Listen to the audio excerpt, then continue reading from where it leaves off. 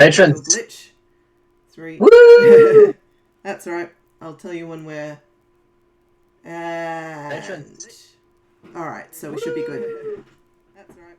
I'll tell you when we're... Coming at you live from the not quite utmost south. It is another Liberation Industries whimsy and metaphor collaboration here, coming at you wherever you're sitting, possibly your living room, possibly your kitchen, could be anywhere. I mean, the internet is everywhere these days. We are back somewhere that has bad internet, the fictional town of McGulby, playing once again Cascay's Ruralpunk. For all of your cyberpunk rural shenanigan adventures.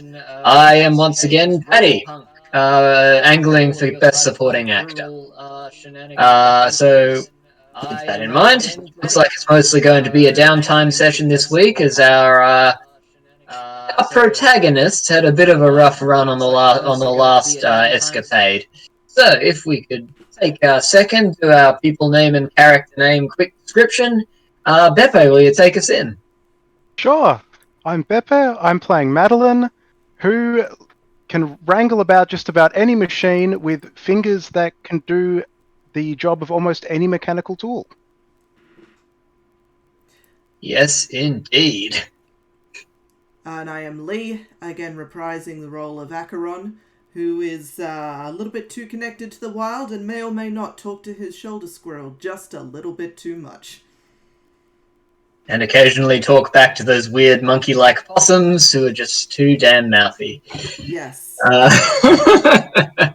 Alrighty, and on that happy note, it's the dead of night, it's pouring with rain, and the two of you are in a world of unpleasantness as you are sort of bundled in the back of Madeleine's dune buggy, rattling away back down the mountain towards the distant tired lights of McGulby. The problem is Maggie is driving. Now she knows how. It's not that she can't do it, but it sort of forces on us this twofold question. If you I feel like maybe Madeleine's a bit better connected to the town for this, but honestly, you're both kind of misfits. But I will throw it out to the both of you. Who would you run to if you were, like, in the event you were badly hurt and needed help? Ooh.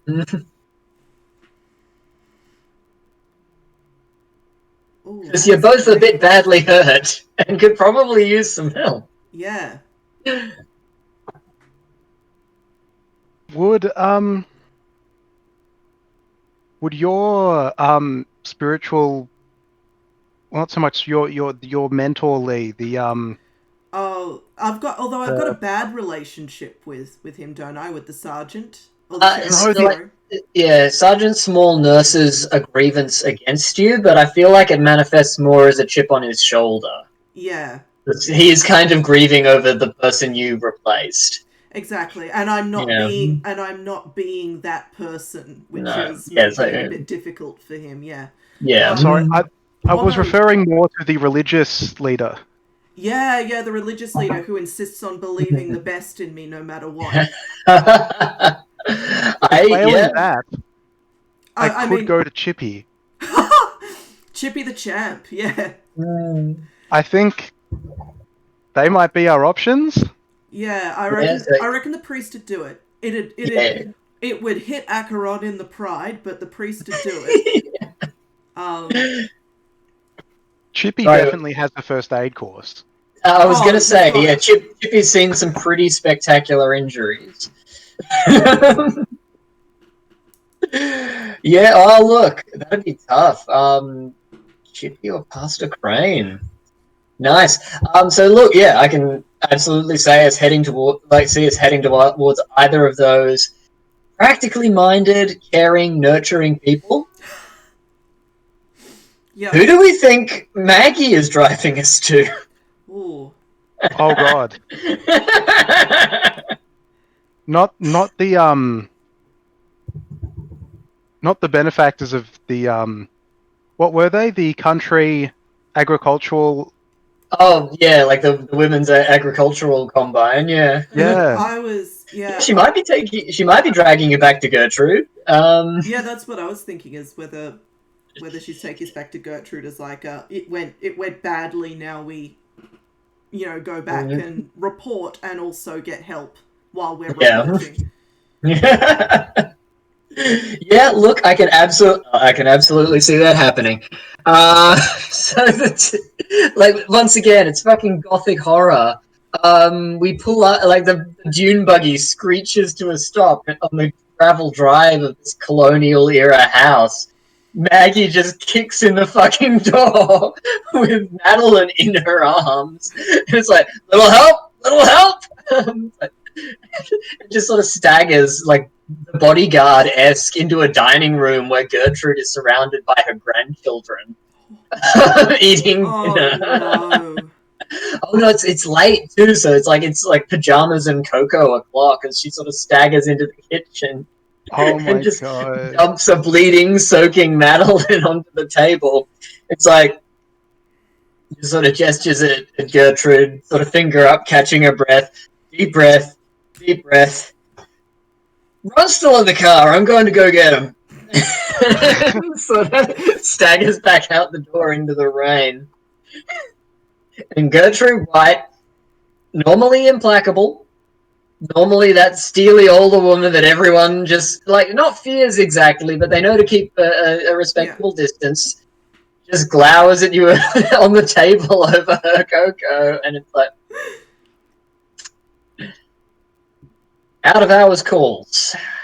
We really need to institute a policy about this. Sips a drink and just sort of looks down at you. Like, Oh Christ. you just see in the background dragging Ron in a sort of carry. I'm gonna make a character decision here, and that Acheron is an absolutely terrible, terrible patient. Acheron is that person that gets super dramatic the instant that anything goes wrong. Like, when it's just them and they're in, like, they'll do the sort of wrap themselves in blankets, angrily drink a cup of something hot until the symptoms go away kind of thing. But as soon as anyone else gets involved, it's all, Yeah. No, it's okay, just leave me here to die.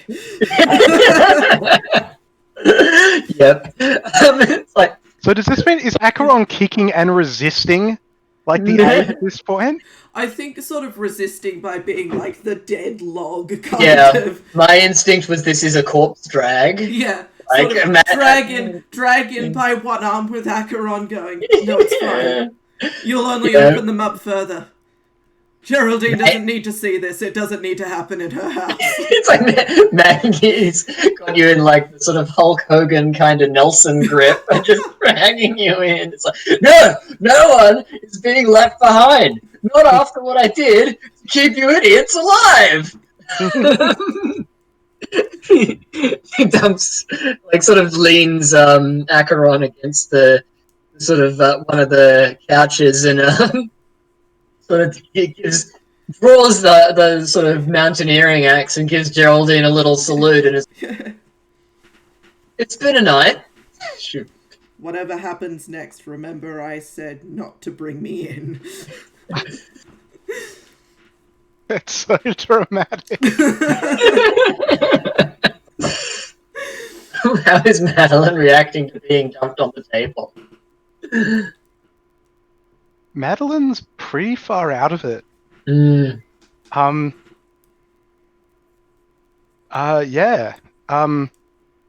Like, dreadfully embarrassed and worried at this point, but also knows that Gertrude White has kind of got it covered. So like, oh god, the fallout from this is going to be horrible when I get better, but until I'm better, I'm okay. Yeah, it's like that. It's like she's going to pull her punches as long as we're badly hurt. Yes. Nice. I like that. And yeah, she sort of looms over you for a moment. You see those sort of very surgical gardener's eyes sort of glancing over at the two of you, and it's like, Beatrice, get the iodine and the first aid kit. And, there's this little kid in pajamas just runs upstairs. And, yeah, I feel like the next sort of cut-to scene is Gertrude literally taping that sort of back shoulder wound that Madeleine sustained in the mud, in the cold, and it's like, this is going to sting a lot. Would you like to bite down on my belt? Yes. It passes you like a straight out leather farmer's belt, and it's like probably an antique now. Cows were wiped out in the last plague, but it's like okay, and yeah, a very hands-on approach. Whereas I'm thinking Acheron's probably tried to make for the door about 3 times by now. Not on their feet. Not on their feet. Just sort of rolling. Maggie hooks your fucking bootlaces with the axe and just drags you back into the parlor. Whereas I think Acheron's injuries were more frostbite than that, so I think tactical blank. And was it? Did I get thrown against something at some point? Was there a rope or something in there? The possum landed on you, and I think that sort of did something to your lower back, which I think is why Acheron couldn't really walk the last little bit. There was the frostbite was from the possum again. That was, but then as we were escaping from the thing that was coming up out of the hole, I think I got thrown out a window as we were trying to seal the exit or something. I had to look it up again. I'm pretty sure something went bad. Definitely, you did get some kind of wacko. Yeah. You marked another condition. Yeah. I think it was when you fired the pesticide gun. Yeah. I think into the shack. Yeah. And yeah, like that was that discombobulated you a little, I think. So yeah. I feel like tactical blanket, cocoon, and tea was the order there. And Maggie, you just see like in the flickering firelight, just sort of like raiding the spirits cabinet behind you, and it's like Sherry, really old Sherry. It's like some digestivo I can't read. Aha! And digs out the rum and pours herself an over-tall glass. Okay, I see the to sherry and everything. Chimaera as well. I was about to say what one ridiculously fancy liqueur does Geraldine have for the to show that she's fancy kind of dinners. You've got the sherry to cook with, and then when she's got all of the high-ranking members of the Combine in the thing, there's the one liqueur, and it's like a Frangelico or a Tia Maria or a Bailey's or something like that. That's the one special bottle. My instinct, given how old-fashioned she is probably some sort of muscat liqueur. Like that very sweet vino kind of, like a Moscato or a Tokay or something. Yeah. It's like orange muscat. We found it. Yep. Yeah, it's like, aha, this'll do. Just was the equivalent of a college cup, whatever she has to hand. Like, whoop, up we go. Yeah. just sort of leans very parochially against the hearth, just getting mud everywhere. There's also quite a lot of dry London gin. No doubt. Yeah. It's like country ladies of a certain age. That's your getting through the day drink. So, meanwhile, in the upstairs bathroom, after the initial horrible iodine treatment and a couple of well-intentioned but we'll say practical stitches, we get sort of bandages going on over Madeleine's cuts. And it's like, what did you find up there? So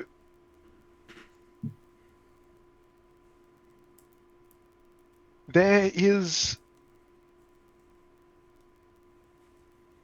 a research facility up by the reservoir that looks like it's some classified government or corporate deal. There's some horrible, amorphous... I don't know, have you seen The Blob? Of course I have. It's a classic. Yeah, like that, in the research facility. And it was seeping into the water supply in the reservoir, and and weird bits of this amorphous regenerative thing were being ingested by the livestock in the water. We managed to seal it up, but it is still there. Sort of nods along. So it's not dead. It's still.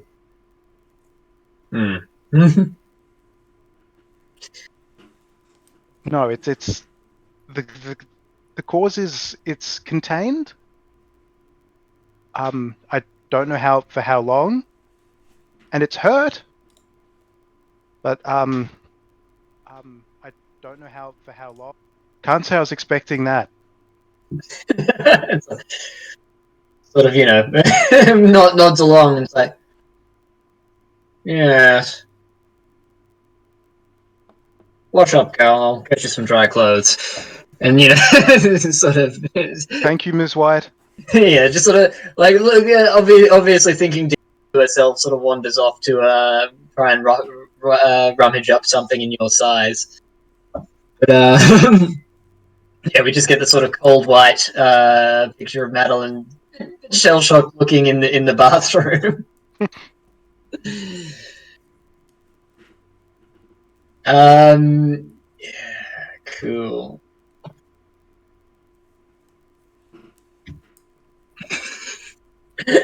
Apparently giving no heed to the fact that Maggie is drinking out of the cabinet now. Yeah. I feel like, yeah, we get a sort of rolling thunder, and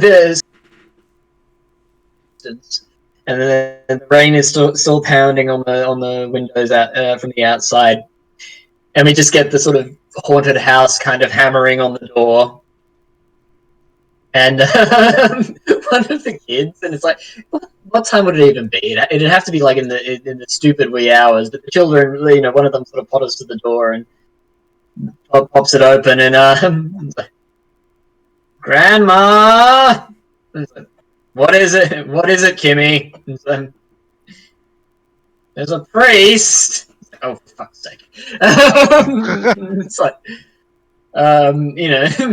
This is interesting, because the first place my brain goes is, there's a difference in this sentence between there's a priest and it's the priest. Yeah. And the fact that it's there's a priest. This makes me worry. Yep. Yes, so we get, it's like, let him in. And, yeah, Pastor Crane, dripping and looking like someone in the early scene for The Exorcist, sort of wanders in with a, in his sort of odd semi-motor dress, as if he were out, day to day, but not necessarily conducting a service, wanders in with a big sports bag, glances around like he doesn't know where he is, and then Kimmy sort of takes him by the sleeve and pulls him towards the parlor where Ron has been ensconced by the fire. It's like, oh, evening, Margaret. Evening, Acheron. How is our convalescence? I hear you copter soaking, Miss White. What would he say? It wouldn't be Madam White. It's like we don't have a sort of similarly exalted kind of title for her. It's like she's probably just a Mrs. It's like Mrs. White gave me a call. Said she probably didn't have anything in your size. I've bought some odds and ends over from my gym equipment. If you fancy something more comfortable. I think we're going to get this sort of I just had this image of you switching from the into like a plush tracksuit one. I'm almost getting this sort of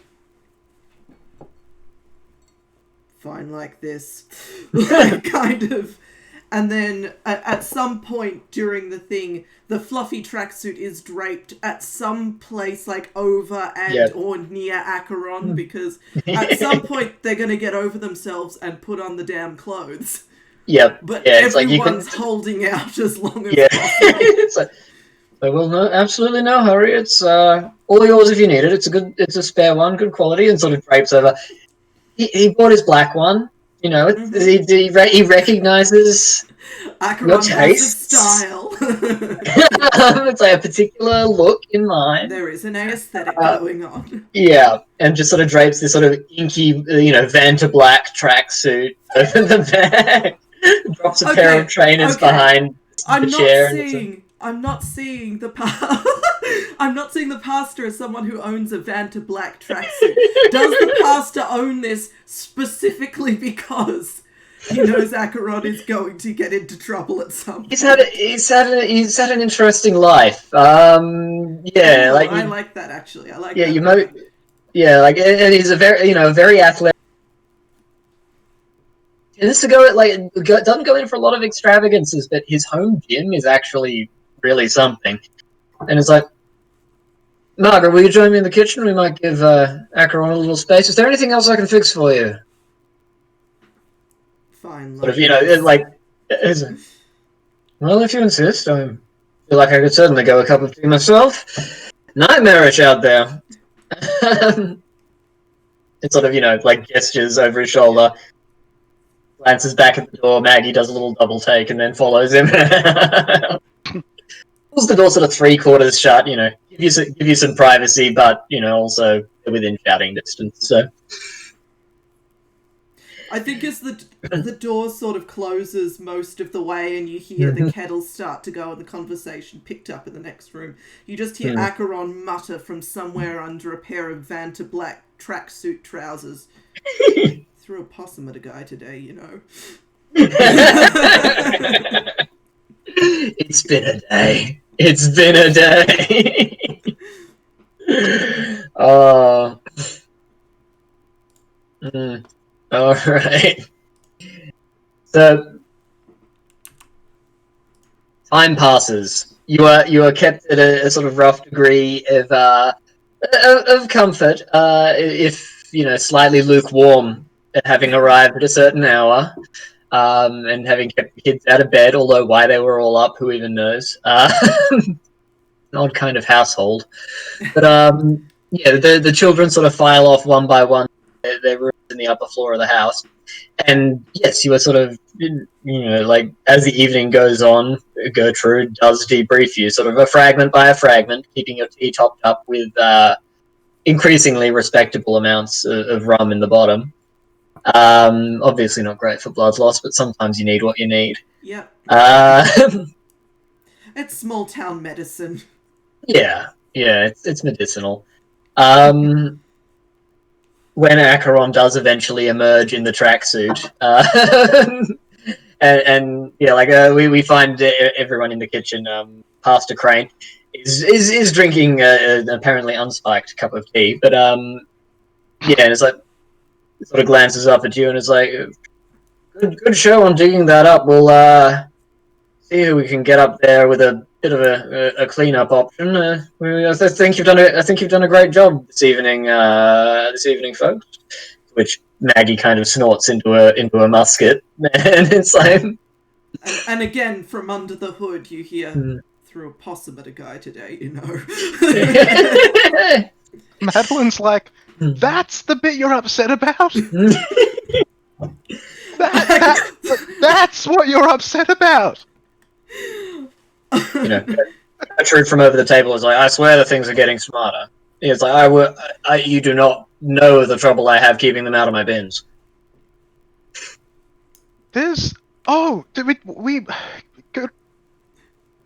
Gertrude, we told you about the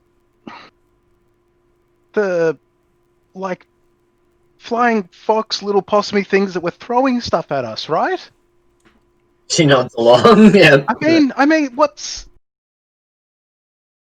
I mean, again, not the weirdest thing that happened, but Mm-hmm. But she sort of shakes her head and it's like, who even knows what could have been? No, I'm not going to say it. Sips of tea. It's like something in the nope, not going to say it. Sips of tea again. It's like in the water, screams Maggie. Something in the water. Hits the table and sort of shakes the glasses for a second. It's like, just say it, would you? It's like, we know what happened. I don't think that's what made the possum so tall. Fucking thumbs. Mm. And why is he here? Points at Pastor Crane. It's like, I was invited. He said, needed help. It's like, and we wander into, at a slightly meta level, our entanglement. It's like, Maggie, in her grand interrogatorial style, sort of points the haft of the axe first at Acheron and then at Crane and then back again. It's like, what is that? What's going on with you? On the How do you even know each other? the shoulder squirrel. Mm. You can't handle the truth. You just hear Acheron muttered, "No, it's not the time. It's just..." He gestures vaguely at Pastor Crane. He shows up. He just keeps showing up. Damn it! It's not the time. I've had a night too. I got groped by that fucking weird primate possum. Yeah. So, as the out of character question, Pastor Crane is usually willing to tell you what you want to hear. What is he trying to protect you from? Well, you mentioned that he's had a bit of a life. Mm. So I reckon the thing that he's trying to... I think he's doing the shepherd book thing. Of, at one point, Pastor Crane was not so much godly as he is now. And doesn't necessarily see Acheron going down the same violent path, but kind of recognizes a little bit of that antisocialness and a little bit of that weirdness, and is just trying to show Acheron that if you let people care, everything will go much more smoothly for you. Yeah. All of these poor NPCs just trying to save you from your antisocial tendencies. I made Acheron with one We need to character just trait and Ron one through it. character trait only. And we're milking it. Sorry, what'd you say? I said we just need to get rid of Ron's hood, and it'll all be a lot better. It's like, No. don't start that shit fork. I think my favorite thing is, how old is Ron? Do I actually put that down? I think Ron's probably hitting the 24, 25 mark, where it's like just old enough that you've held down a job for a few years now. He's they're a damn good guide. But, has not worked on other areas of their life very much. Yep. So I love it that it's like the personality of a teenager's hoodie, but as a person. Exactly, yeah. It's basic. Acheron is one of those people that found a strategy at about 14 and never gave it up. It's really stuck to the guns on that one. Yeah. But yes, our somewhat more in character question is Maggie is drilling this relationship. Why call him of all people? You can either drop a favor to get her to back the hell off, or she's going to keep digging, or you can give her better gossip to chase. Ooh. Because she's not being Like, she's not a subtle animal. No, she's not a subtle animal. So if I give it better gossip, what do I need to? What mechanically does that mean I do? It's not exactly a mechanical thing. It just says to feed her some better gossip, something more interesting. I feel like that's probably a frame up, essentially, get her looking into something else so that she's not digging up why the Outlander, the muttering Outlander weirdo is in with the new priest. Yeah.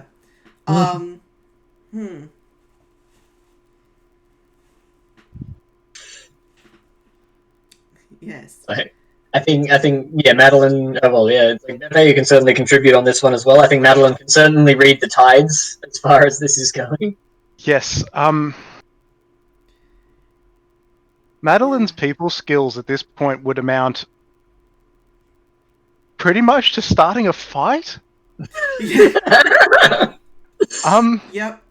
I think that's pretty much where, not necessarily where Acheron is as well, but their people skills are definitely not at the sleight of hand of mouth level. So I think I'm just going to spend a favor. I was going to say, if it does end in fisticuffs, is the favor just you having to repair Gertrude's kitchen? I think, I think Acheron is going to sort of turn the hood just a little bit at the pastor and be like, I had to throw a possum at a guy today. Please? And Madeleine is just looking at Maggie going, can you stop waving your fucking axe around? We're in a lounge room! Put the fucking axe down! There are no safe spaces in the battle for survival, she said. God. It just evolves into this screaming match. I love it. And yeah, I think, I can see the favor sort of being that sort of spread goodwill thing is like as the pastor says, like, well, you know what they say about guests and fish. I'll be back at church on Sunday if you need me.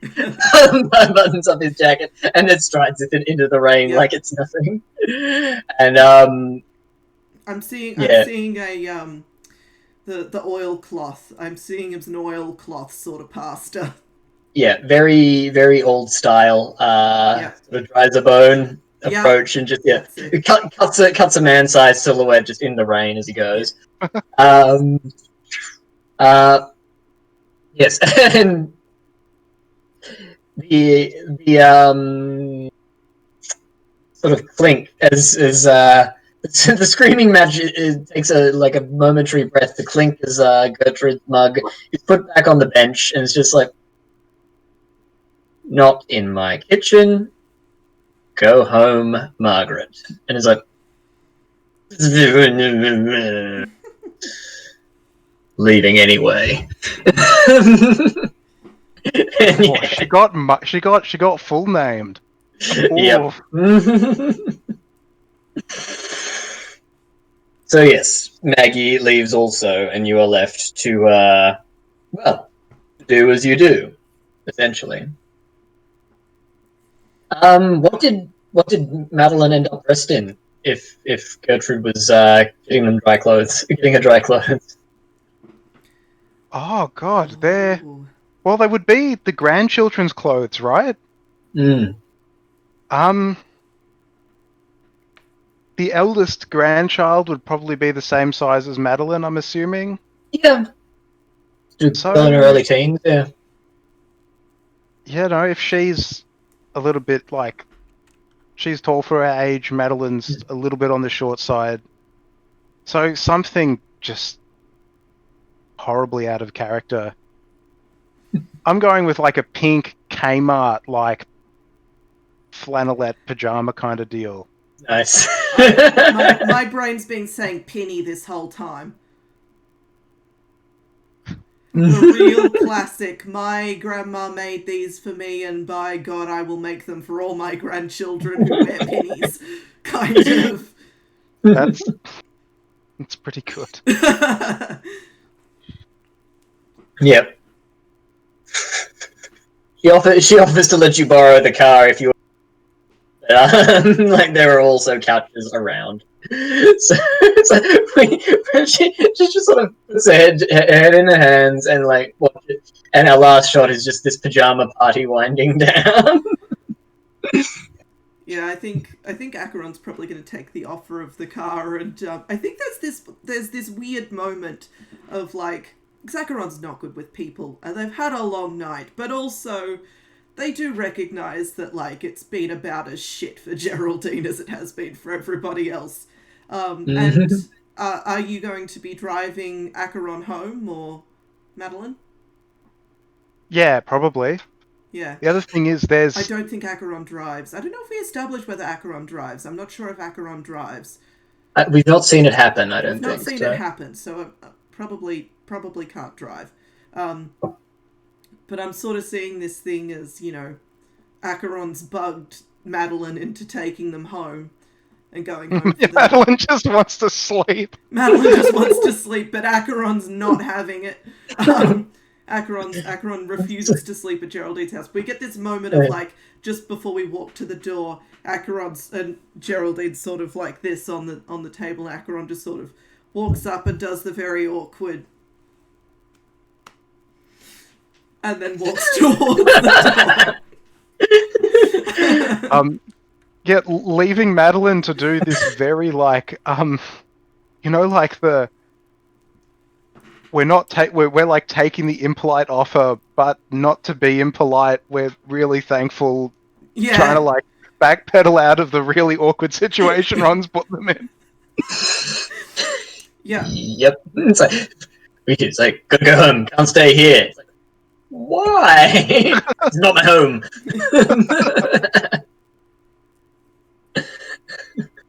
Love it. So we get the two of you hustling raincoats down to the driveway again, and the lights of this battered old sedan sort of chugging away through the dark and the rain. All right. So with that sorted, our return to town. You felt better. Each of you sort of wakes up where you do. Both of you feeling pretty beat down as things go, but you know you've got a couple of words about town that you can call in for if you need to. You got the days ahead of you. Like, what do you do? Well, Madeleine is anxious to return the sedan and get the buggy back. Mm-hmm. Also, I thought, is there more like discussion that needs to happen with Gertrude White over like what's happening now, or is it? I think at this point it's Gertrude and the pastor will sort of work it out, and we'll get called in for the next round of busy work that needs done. Really. Yeah, I think her implication was that she, like, you know, you figured out what was happening, and that was enough. Okay. Yeah. You can make arrangements from here.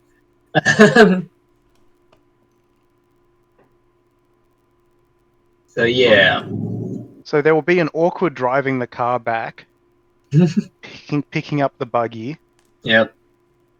Dropping off the spare clothes. Yeah. So Madeleine has swung past Ron's place on the way back, going, I'm dropping the stuff back at Gertrude's. Are you coming?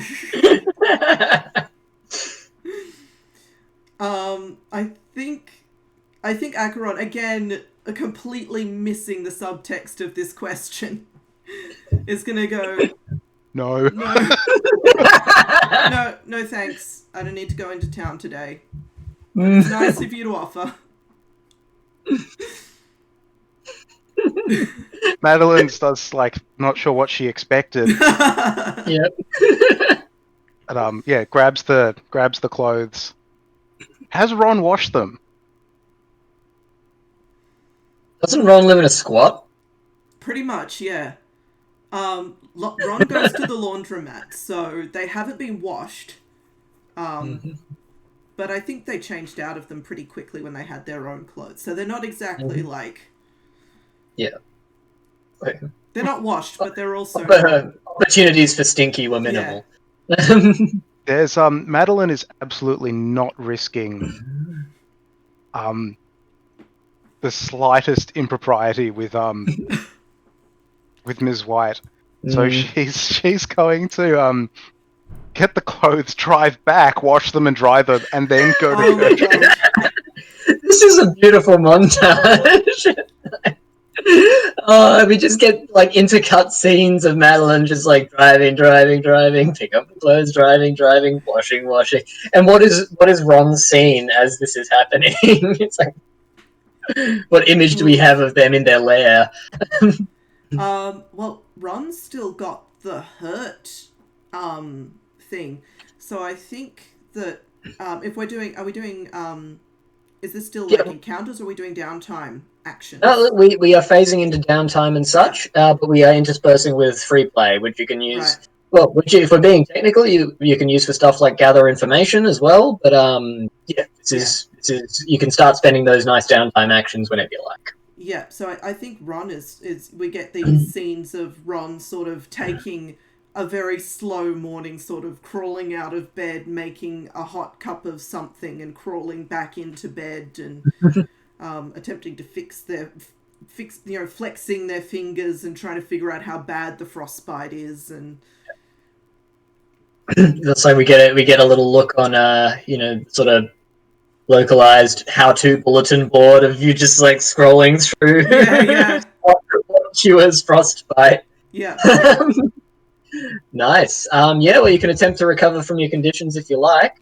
From memory, it's like you roll with the number of favors you spend, which in honesty is probably just Ron not being seen and people not remarking on that from goodwill.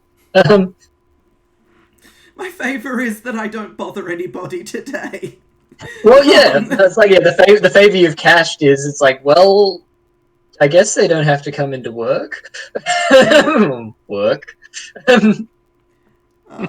So yeah, like you spend favors, you roll dice equal to that. Yeah. Okay. And see how you do. You want 4 or higher for goodness, basically. Cool. All right. So I think. Yeah. So I think I'm going to spend. Let's go with 2 favors.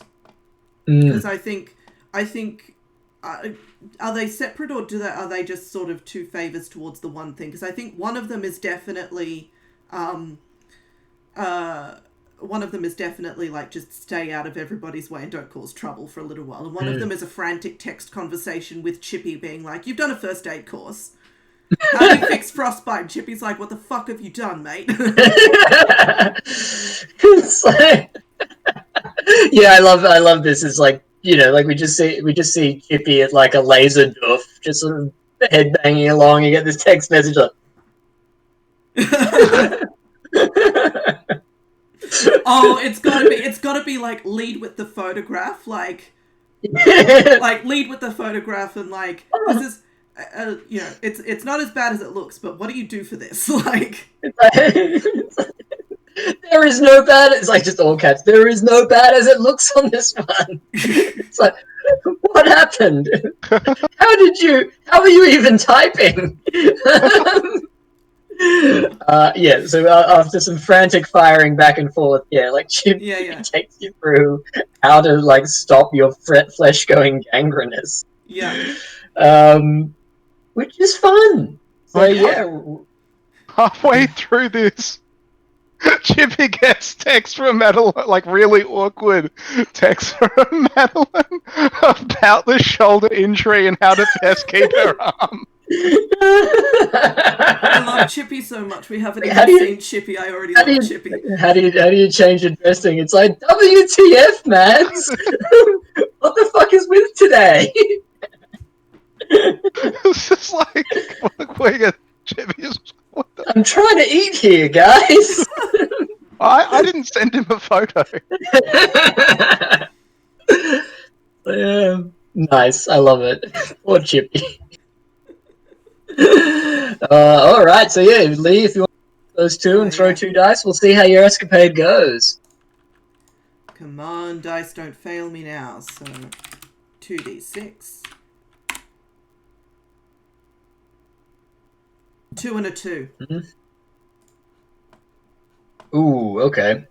So let's see. That's not great. Oh, brutal. Oh no. Yes, discontent. You find stress or obligation rather than relief. Add another condition. Ow. Ow. Oh well, more XP for Lee later, I guess. Yeah. What could go wrong? Okay, so I think this is going to be Chippy has a go at me. Yeah. And I am now guilty about putting Chippy out without thinking about it. Yeah. We sort of see him leave the concert he's at, and he's just sort of shouting at you down the phone. It's like, Yeah. this is not fucking around. You need to be at the hospital.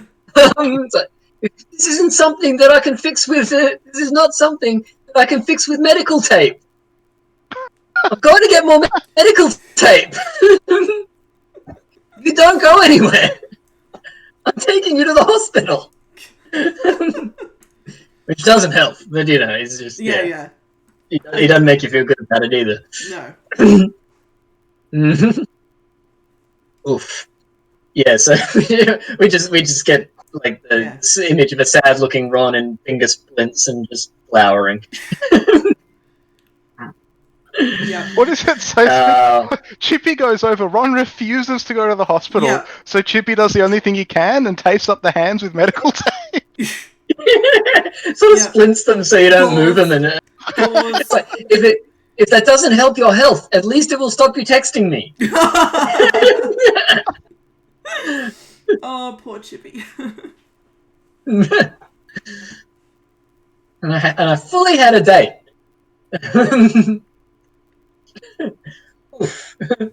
Yeah. You know, he's not wearing the gull suit at this point, so maybe the audience doesn't know who he is yet. Nice. So the we get the sort of laundry handoff. Thank you, Madeleine. Sort of sniffs at it.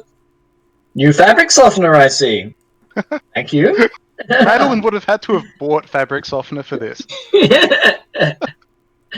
Very considerate. Yeah. Oh yeah. So Madeleine is very thankful, very awkward, but very thankful.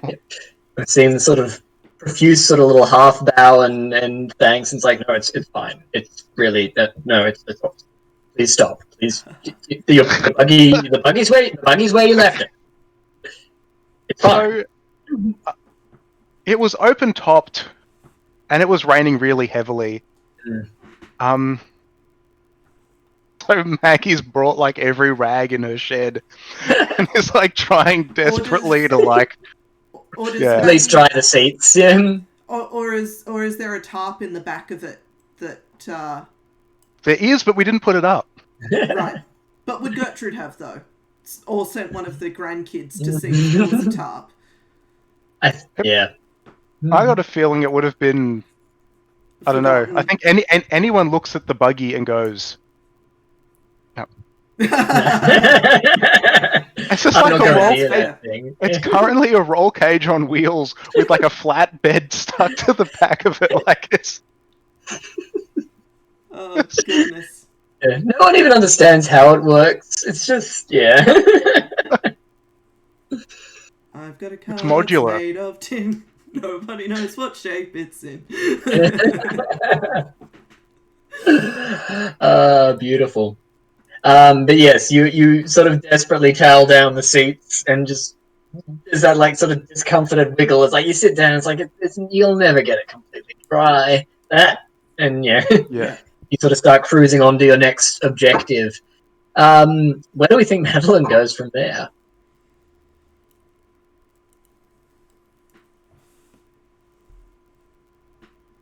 Having texted Chippy at some unreasonable hour. Um. All right. What am I? I reckon. I reckon it's an upgrade to the Rube Goldberg. The Rube Goldberg ball throwing machine. I'm seeing it incorporating like more rooms of the house as time goes on.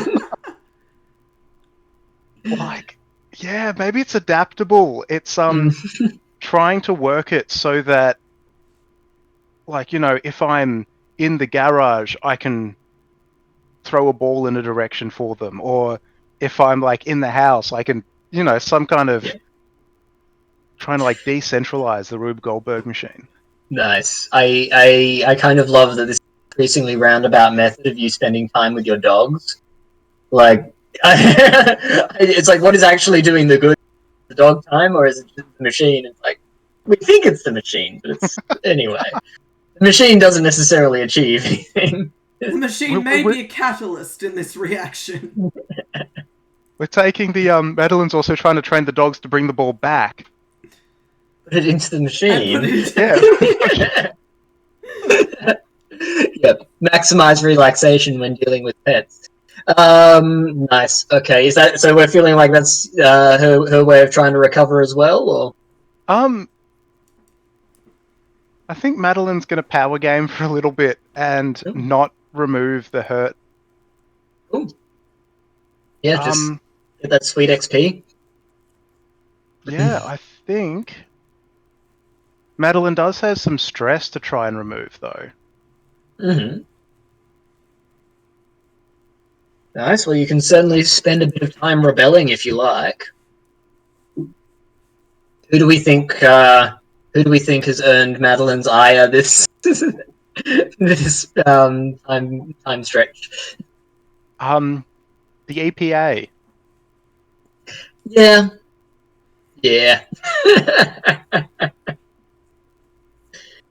They'll probably wear that.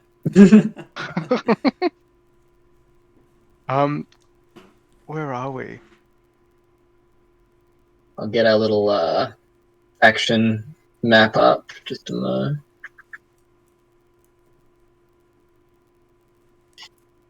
So, what do you reckon the plan is for this little say shenanigan?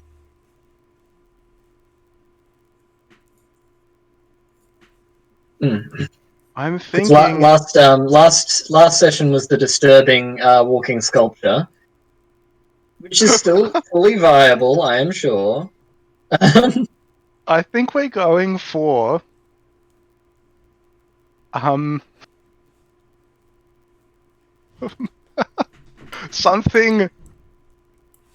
kind of like interactive diorama kind of deal. Ooh. With like how to properly dispose of your waste. What not to put into the water supply. Yep. And you get to come up. It's like a little mobile science works kind of thing. You get to come up, press buttons to show what happens, and you get like different colored dyes running into like a pool of drinking water, and then you get a cup of whatever you've like put in it. And in sort of Grand Korea art tradition, are you actually using this to like trap the local surveyors in their office? Like, have you like busted up in front of their door and just made them try and put... That's so good. Found the local government agency responsible for letting it happen, or who got like blindsided by it, and just harassing some poor government workers. Yeah, absolutely. Yep. I'm just saying, you've built this little like weatherboard room, this little diorama that they have to go through to get out, and you just got a forklift. It's like, what's that? It's like, what's that beeping sound, Ed? It's probably nothing. They're always working on the road outside. Come on. It's like, it's another half hour till knock off. We gotta... The fuck is that? It's got like speakers that like talk to you like in a museum as well, and they're rigged up. They walk in and they'll be like, "It is important to take care of the local water supply." In fact, many dangers can slip in without you even realizing, and they're too small for the naked eye to detect. I love little like models of like worms and stuff. And... Yep, beautiful.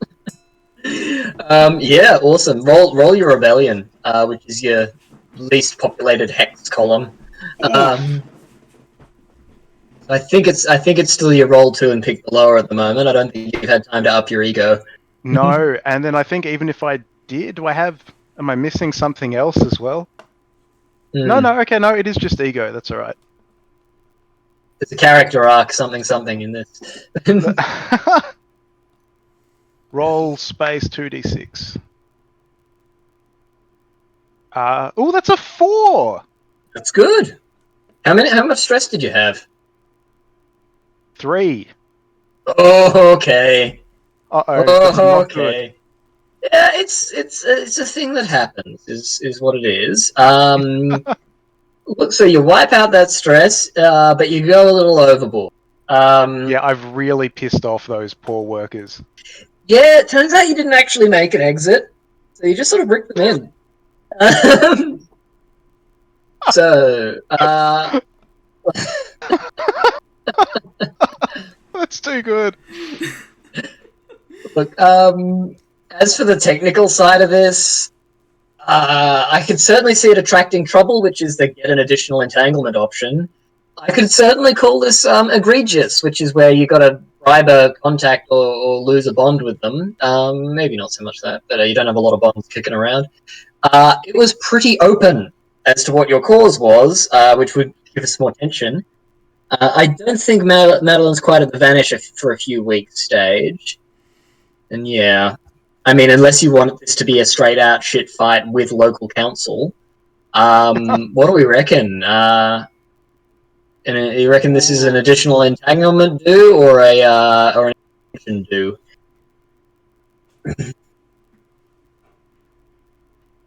So, entanglement. When it says argument with another group, that's going to be one of like the key groups from the building session. Basically, yeah. I feel like when we say group, we're either looking at a sort of faction or sub-faction within that, or possibly the posse of of one of your contacts. Because everyone's got a crew, except for Sergeant Small and Pastor Crane. Two of the people who really should have crews. Yeah, it's like they're both very lonely. Oh no. Even Toby Small has a crew. I feel like